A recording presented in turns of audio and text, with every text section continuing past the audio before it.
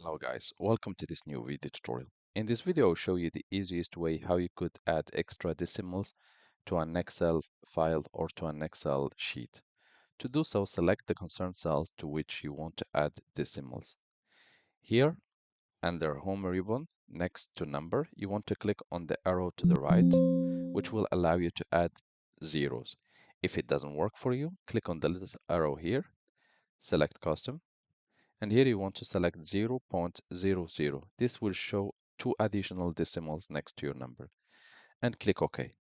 If you want to increase the decimals, the two zeros after decimal is not enough for you, click on the right arrow, increase decimals, and click on it to add more decimals for you. To reduce the number, just click on the arrow next to it, decrease decimals, and this should remove some of the zeros for you. Thank you guys for watching, and talk to you soon in a new video tutorial.